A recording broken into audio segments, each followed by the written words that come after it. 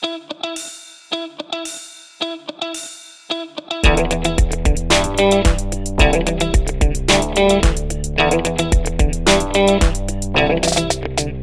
Conversation.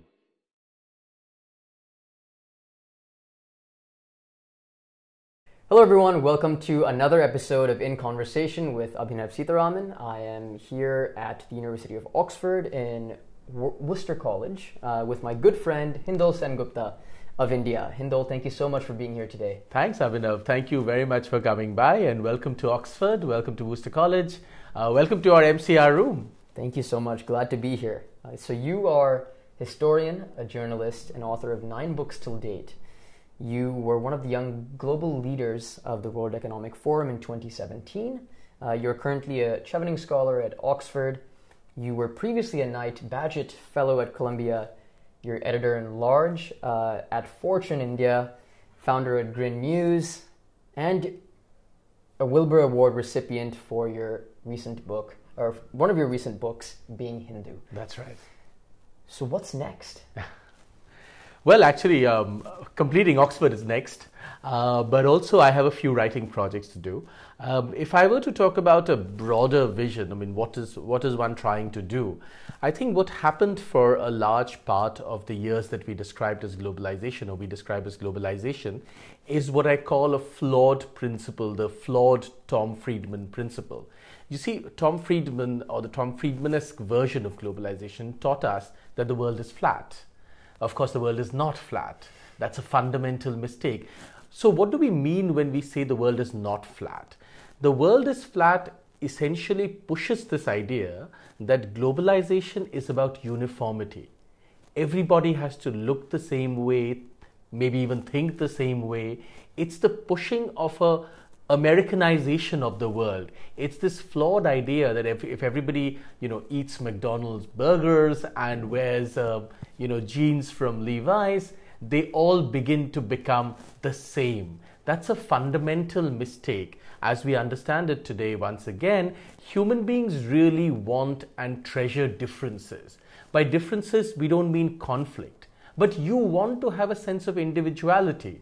Not just from your peers and as people of a country, but of course even from your parents, right? You want to distinguish yourself in the sense, even though you are very close to your parents, all of us are, you would like to be in some ways different from them and stand out. That instinct is very deep-seated in human beings. And I think the Tom Friedmanesque version of globalization never really understood that. That's a great flaw. That's why we are where we are today, where after 30, 40 years of discussing that, everything is flat, we are back in a world where nationalism is on the rise. People are once again talking about how they are different and how they value that difference. So I think my work in the upcoming books that I'm doing 2 or 3 more books, one with Simon & Schuster, one with Oxford University Press, and another with Penguin. That is the underlying subterranean theme of my work. I am trying to understand this instinct of trying to be different in human beings and how we can contain and manage it, how it doesn't have to descend into conflict. So that's really the theme of my work. And Grin, you mentioned Grin. Well, Grin does exactly that by trying to gather together a celebration of differences from around the world, but also to ensure that we understand the distinctness that each of us have, and bring it together genuinely as a conversation and not descend into conflict. So that's really the theme of the work that I'm doing. It's wonderful. And with this list of incredible accomplishments you have till date, I want to ask you, what continues to inspire you to have that fiery passion to analyze, to write, and to educate? So I think one of the things is I come from a very, very, very humble family, that I'm here today. I'm the first generation of my family who was educated in the English language. So I think I learned early enough in life that privilege is always for a very small number of people in the world. And we need to democratize privilege. Absolutely. Right? Yeah. And I think my entire idea has been, as I sort of do more and more, to bring this knowledge to a greater number of people, to not hoard it, to not make it a club, to not make it the small little communities where we shut the door behind each other, right? Whether it's Ivy League, whether in America, whether it's Oxbridge in the United Kingdom, these are very powerful ideas and ideals.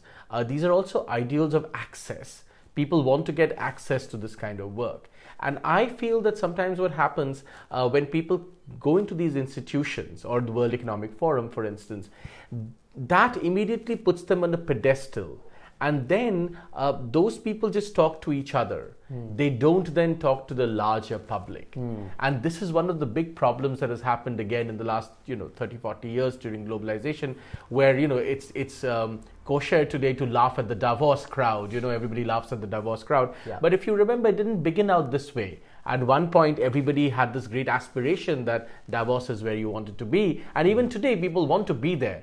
But I think, how can we bridge this gap between the Davos crowd and the real street, so to speak? Right? Absolutely. I think this gap needs to be bridged. It's not enough for both sides to mock one another. And I think as more and more people like me become part of these things, we will work towards democratizing this knowledge. And I feel today, just because I went to Columbia and I'm part of the World Economic Forum, and the fact that I'm at Oxford doesn't necessarily mean I know more about many things than, say, a farmer in India. In fact, sometimes when I go to the ground, when I go and work, among, say, rural communities, I feel there's so much traditional knowledge that they have, or those people have, which we are not being able to tap into. For instance, in organic farming in India and in other parts of the world, we have not been able to tap into because we have such an elite disdain from knowledge that comes ground up. And I want to bridge that. I want to break that. And I want to be respectful that actually, students who go to Columbia and Oxford and so on and so forth have a lot to learn from ordinary people and their struggles and their inherent, ability to deal with situations, to innovate. We need to learn from all of that. Absolutely. So can the elite of the world, can people who go to Ivy Leagues and Oxbridge colleges approach the world with an idea of trying to learn rather than talk down at the rest? Yes. That's a very big theme in my work. Okay. Let's go to your most recent book, The Man Who Saved India. You mention a need to establish a trinity of ideas for India, which is the Gandhian idea, Nehruvian idea, and what you mention as the Patelian idea of India, rather than just the duo of the Gandhian and Nehruvian idea. So take us through these three ideas and why the Patelian in particular is the most important. So the Gandhian idea of India, the Nehruvian idea of India, and the Patelian idea of India are very simple in a sense to understand. Let me give you my one-line definitions of each of them. Sure. The Gandhian idea of India is really a moral and spiritual idea. It's an ethical idea of India, right? Gandhi had a particular moralistic, ethical viewpoint of the world, a worldview based on what he considered morality and ethics, right? So in a sense, Gandhi is the moral anchor of the Indian national movement at that time. The Nehruvian idea of India, and indeed the world, is a bit of a romantic idea of India. So he is almost imagining India and the world for what it could be, right? What it ought to be. But what is missing in that is, perhaps he's not always considering what the world and India is at that time. And I think this is what he writes in The Discovery of India. That's right. Yeah, absolutely. And I think Nehru, being a prescient man and a wise man, almost understood this subliminally sometimes about himself. He was perhaps not able to apply it always with the greatest wisdom, but he definitely sometimes understood it, as is apparent from his writings, right? Definitely. And the Patelian idea of India, therefore, is very, very important, and I would argue the most important idea of India, because the Patelian idea of India is not only, the Patelian idea of India is cognizant of the moral and ethical core, it is cognizant of the romantic vision. However, it is first and foremost dealing with India and the world as it exists at that point in time. Without that grounding, the moral and ethical core or the romantic vision doesn't mean anything. You have to deal with life as it is at that point in time. Because of course you cannot deal with life in absolutist perfection, right? My romantic ideal might be an absolutist perfection. My moral and ethical core, or what I want to achieve there, might be absolutist perfection. But in fact I have to deal with life as it exists. Right. That's really important. So the Patelian idea of India really deals with life as it exists, as it is found at that point in time. Therefore, I think the Patelian idea of India was most important for India. Remember, without Patel, since you're also an Indian, I want to put this point, the map of India that most of the world recognizes today, and all of us recognize as Indians, Right. would not have existed without Sardar Vallabhbhai Patel. There is absolutely no doubt about that. That miraculous feat of bringing together more than 500 princely states with British India and fusing them together to form the modern democratic nation of India in 1947 is a miracle. That would have not existed without really the efforts of Sardar Patel. So we would have been looking at a very different map of India today. Perhaps a balkanized, constantly warring, bunch of states, which was avoided by Patel through his great act of bringing these states and British India together. Yeah. So that is the Patelian idea of India. And when someone mentions Sardar Vallabhbhai Patel, one of the first things that comes to mind for me is the letter that he wrote to Nehru in 1950 about indeed. Tibet and about his opinions on China at that time. And this is what you've mentioned in your book as well. So where do you think India would have been today had Patel been our first PM? Oh, I definitely feel, and there is no doubt, we're talking at a time when, of course, as you know, once again, for the fourth time, China has refused to allow the terming of Masood Azhar, the Jaish-e-Mohammed terrorist, as a global terrorist in the United Nations for the fourth time now. Remember, it was Jawaharlal Nehru who actually, in a sense, refused to accept offer first from the United States and then from USSR, and it kept on happening. I think 2 or 3 times he was offered this. The Security Council. For a place in the Security Council, instead pushing for China's place. Yeah. So he had a very odd, devotion and love for China, which Patel actually questioned in that letter that you just mentioned. Yeah. In fact, Patel mentions in that letter that while you are justifiably worried about the authoritarianism from fascists, and that is completely justified, I worry, that is Patel worries, that you don't pay enough attention to the fact that there is great authoritarianism even in communism. Yes. And he mentions that, in fact, I doubt that China is our friend. What is happening in Tibet and many other places is showing us that China is no friend of ours. But Nehru had this strange idea, because of his own worldview, that he would do anything to make China India's friend. Remember, he was a socialist, he was inordinately influenced by communist ideas, and therefore he tried to bring together this bonhomie, which actually never existed on the ground. Right. So once again, we are going back to this idea that he had a romantic idea or notion that this bonhomie actually should exist. But the realistic Patel obviously saw that this didn't exist on the ground. Right? And if only Nehru at that time would have accepted, and we lost Patel too early, he died in 1950, as you know, if Patel would have existed and continued for a longer time, he would have lived on for a long time, I do think some of our China problems would have got contained. Because Patel was much warier of China than Nehru was. And then Nehru really, history proves that Nehru was wrong, as proved in the 1962 war, right? Some would say that Nehru was heartbroken after that, and really that was the loss that broke his heart so badly that, has led to his death. But the point is, he had brought it up upon himself. He had the wrong ideas about China. There's no doubt about that. Right? And he really pushed for the accommodation of China in the United Nations. There's enough evidence to suggest that. He pushed to propel China to be accepted in a sense, in the United Nations, the People's Republic of China, that is, Mao's China, to be accepted in the United Nations and then pushed into the Security Council. And he thought that in this way he could bring about a certain friendship and bonhomie between Asian powers, India and China. But clearly that didn't happen. Yeah. So today I think we should, as serious scholars, question some of these decisions and re-look at these decisions to understand what we can learn from them for the future. Yeah.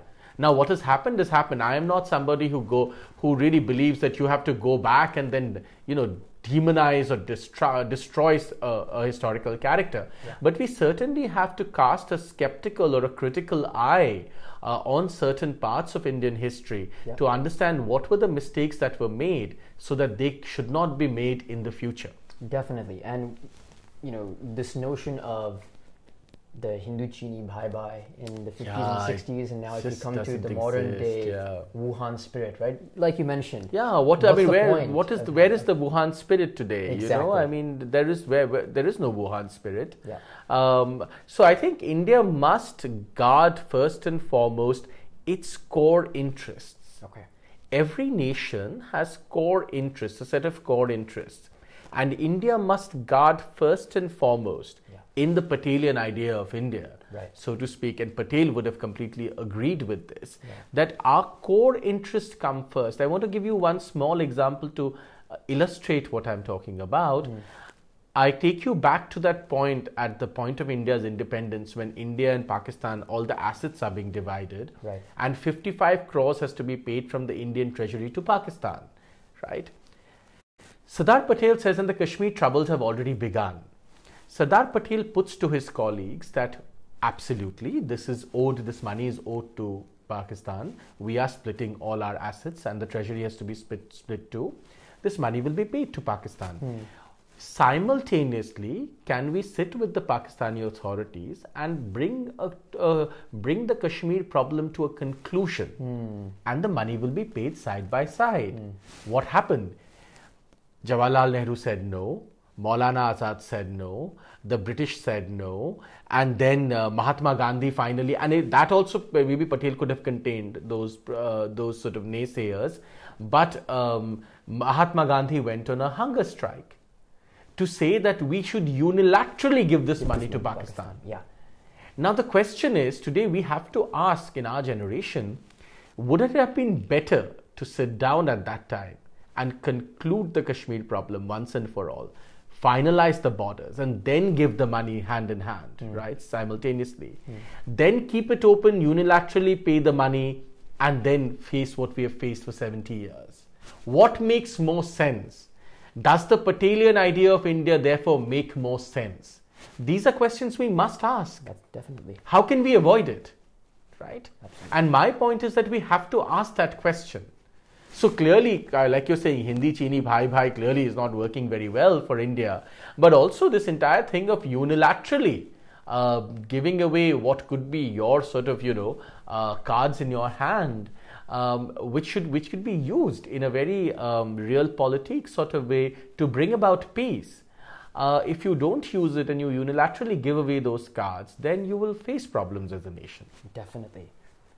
And in a talk at I believe it was the Festival of Bharat last year. Yes. You said, and I quote, "It is even today to the peril of India if you ignore the Patelian idea of India." So in what ways can the Patelian idea benefit India as a whole if applied today?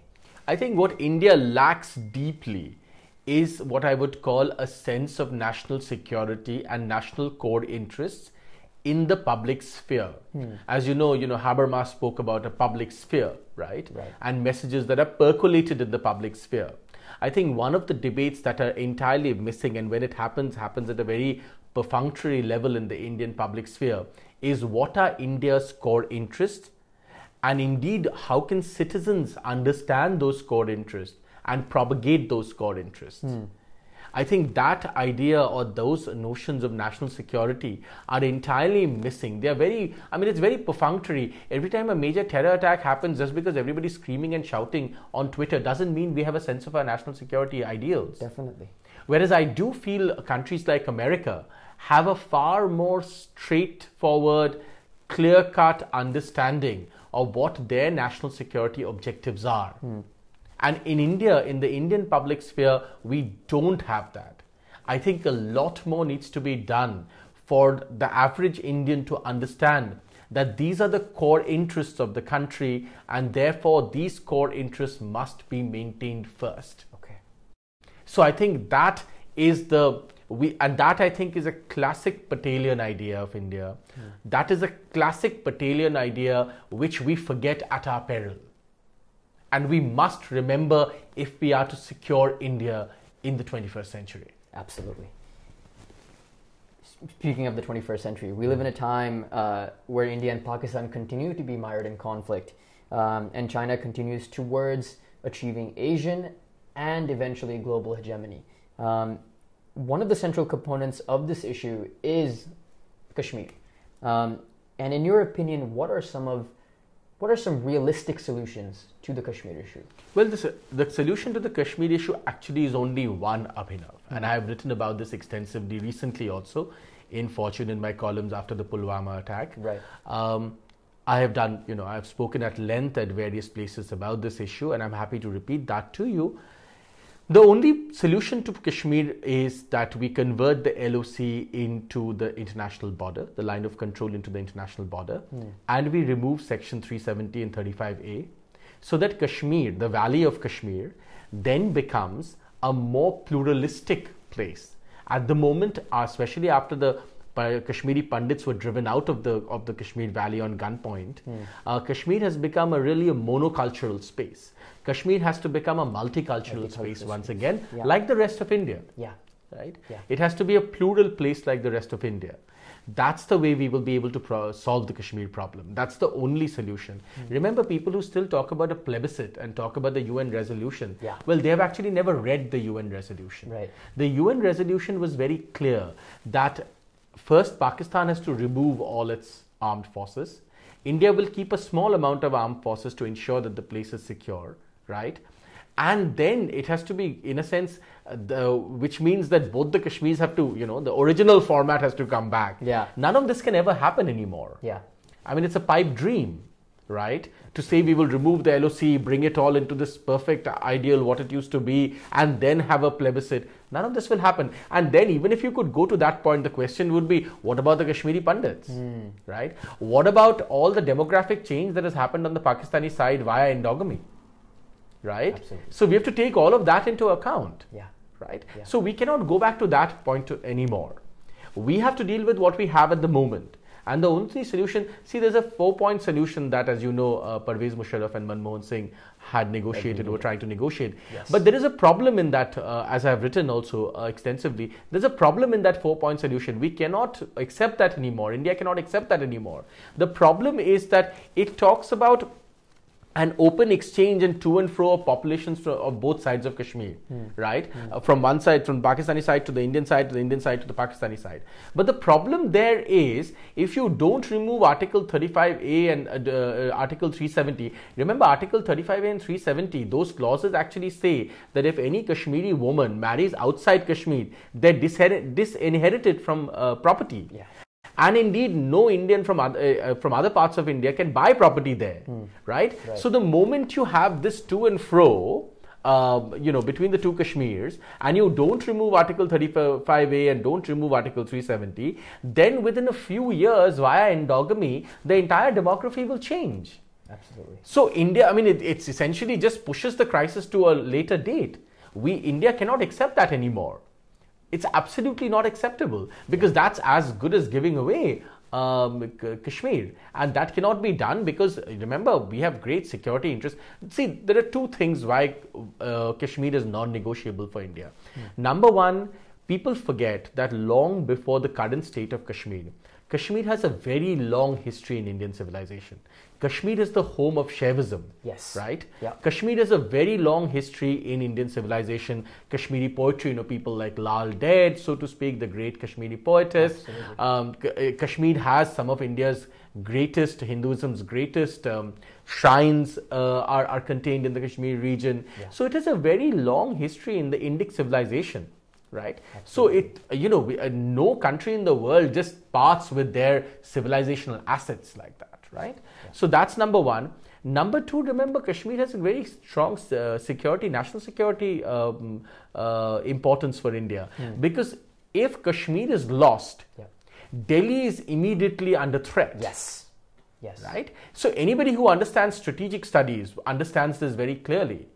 Because Kashmir is a buffer to protecting Delhi.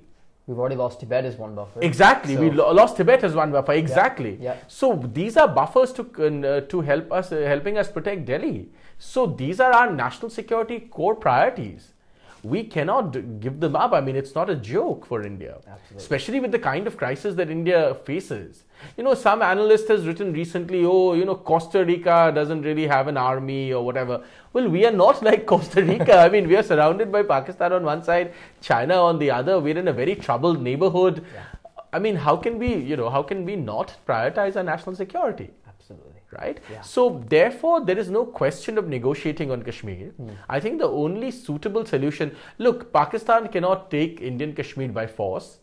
India does not want to now further, and take Pakistani Kashmir by force, because that means war, more conflict, and so on and so forth. Right. And as somebody who does not advocate war, I do not advocate war. I've never advocated war anywhere. I do not believe the military solution ought to be the first solution. Also, between nuclear war between two nuclear armed neighbors, only a fool would suggest this. Yeah. Because remember, the repercussions of a nuclear war, not only, maybe, parts of India would be finished, entirely Pakistan would be finished, but not just that. A nuclear war in South Asia would cause a global winter, which would be detrimental for the whole world. Yes. So only a madman or a fool would recommend nuclear war. Right? So obviously I would never recommend military solution at all. We should do everything possible to so that a new military solution, especially a nuclear solution, is never applied. We cannot, no one should push for that sort of agenda. Agreed. And it is madness, Yeah. But having said that, I think the only sensible solution then is that Pakistan keeps what it already has. India keeps what it already has. We convert the line of control into the international border, and India simultaneously removes Article 35A and 370, so that Kashmir then becomes a far more integrated part of India, and it's a proper multicultural population there. And the Kashmiri Pandits can go home. Remember, nobody talks about the Kashmiri Pandits. The Kashmiri Pandits are the only case of ethnic cleansing in India in its entire history. Yeah. So the Kashmiri Pandits were the only community who were ethnically cleansed from their homeland. Right. So that situation then can be corrected. Absolutely. Let's go to 2017, where you were selected as a young global leader by the World Economic Forum. How was that entire experience, and what were some of the impactful lessons you learned perhaps from your other cohorts that year? No, I think the World Economic Forum and becoming a young global leader was a matter of great pride, and I think I've learned a lot from my cohort members. We had a bunch of people in my cohort, including the founder of Patelian, right? Yeah. And I think one of the most interesting conversations, and since you're a Sanskritist yourself, let me mention this, one of the most interesting conversations that I've had as part of the World Economic Forum Young Global Leader cohort is actually been with the founder of Patelian, the great Indian financial transaction company. Yeah. And Vijay Shekhar Sharma and I had a wonderful conversation at one of the World Economic Forum YGL meetings in Delhi, where we discussed our mutual love for Sanskrit, and how he had grown up listening to many of the ancient Indian scriptures and myths and epics being retold verbally in the Sanskritic tradition. And I have great interest in Sanskrit and the language. And as you know, I propagate all the time that Sanskrit learning should be brought back at a primary school level in India for all students as a compulsory primary school level education. So that was a very interesting conversation. Also, I have learned so much from other cohort members of the World Economic Forum, because remember, YGL is a community where each person is really doing something really wonderful. Right? Definitely. And I have met wonderful entrepreneurs there. I have met fellow journalists, writers. I have met people who run fantastic NGOs. In 2017, I went to the YGL meeting in Buenos Aires in Argentina, where the person who was in a sense hosting us was one of the top ministers of the Argentinian government, and turned out he was a YGL too. Wow. So there was a whole, cohort of YGL people, and we learned so much about, the Argentinian system, and Argentina had gone through very difficult times too, and how they were sort of working to build back their economy. So I feel that as a YGL, I learn every day. I learn something new every day from the cohort. I have to mention, in America, when I was at Columbia University, another YGL from New York, Ashley, who's in the financial industry in New York. She's Turkish American, and I had a chance to interact with her, and I got a real insight into the inside story of Manhattan, so to speak, of Manhattan and how it functions from her. Right. And I learned, and especially it was interesting because remember, after the economic downturn, the conversations that has been happening around the world has really changed on how people look at the global economy. For instance, you would understand, since you're from Columbia too, at the moment in the economy, one of the biggest questions that no one really has an answer to is, what on earth is happening with inflation? Yeah. Right? Yeah. Now remember, and as you would understand only too well, in the common mind, inflation is seen as something bad, but without inflation, you don't have interest rates. Exactly. Right? Yeah. So therefore, how this will pan out is a big question mark. And this is something I often discuss with my YGL cohorts, and I have received some very interesting answers from time to time from them. But actually, nobody really has a final answer. So this has been a matter of great and a very interesting conversation and debate within the YGL cohort, where I feel I've learned a lot from. That's wonderful. Tell us about some of your side passions and interests outside of writing and. Yeah. Well, I'm really interested in classical music, Indian classical music and Western classical music, and I spend a lot of time listening to music. I feel that, especially about Indian classical music, but perhaps also about Western classical music, the understanding, we have not been able to bring it to a new generation. We are losing whole generations who are not getting interconnected to this music. And you would understand this only too well, because you're a musician yourself. You've been connected to Indian classical music for a long time. It's wonderful that people like you, younger people like you, have got connected to that music. But as you know, many, many people of your age group are not connected, and my age group are not connected to that music. Grin recently had a chance to interview the great maestro, really, of Carnatic classical music, Sanjay Subramaniam. And he's such a legend, and I'm such an admirer of his work, and he's such a purist. He's a man who is so focused and devoted to his art. He has no other concern. He's only devoted to taking his art to the next level. So I had an opportunity to interact with Sanjay Subramaniam, which I think was wonderful. And I think Grin gives me that opportunity to bring such voices together from around the world. That was really exciting to me. So these are some of my passions. Now, what would your advice be for youth looking to pursue careers in the humanities and social sciences? And in particular journalism. So I think humanities and social sciences get a bad name these days. There are jobs and so on and so forth. But let me say this. Journalism as we may know it today might be dying. It's possible that it's dying. But storytelling will never die. Remember, I think when people enter the humanities, they have to understand whether they want to be a historian or whether they want to be a person who deals with literature, right? And writes on literature or engages with literature. Whether you want to be a writer of short stories or a journalist or a poet or a historian, remember actually what you're really doing is telling a story. If you can tell a story well, there will always be place in the world for a good storyteller. Definitely. That's absolutely true. That this art of storytelling will never die out. And storytelling has been around for thousands of years. I mean, Indian folklore and mythology. Yeah, absolutely. Start off orally, right? Yeah. Before actually being written down. Yeah. So that's wonderful. And so I think if you understand that storytelling is the real craft, that will never die out. If there's one thing you could take away from your time at Oxford so far and your time at Columbia last year, what would that be? Well, I think couple of things. I think in America, I really understood. I think one of the great talents that America teaches you is how to brand yourself. And by branding, I don't mean something really shallow. Right. I mean, how do you talk more confidently about your own work in a language that people can really understand? I think that's a great lesson that I learned at Columbia.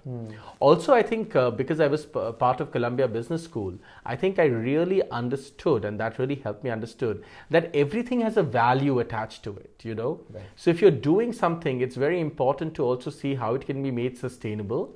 If only can you make something sustainable, then will it then last, right? So that's a very important quality to learn, I feel.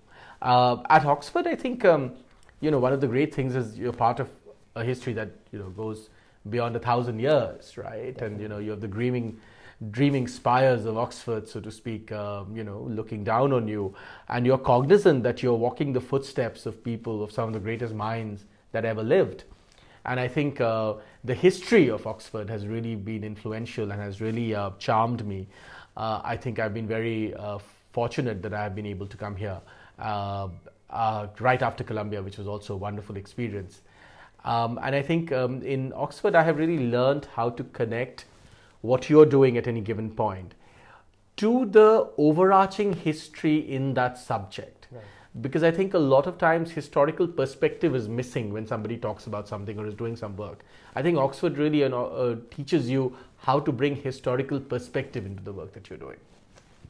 Wonderful. And I want to finish off with a brief rapid fire round. Sure. I have a few questions lined up for you as per popular request. So let's get started.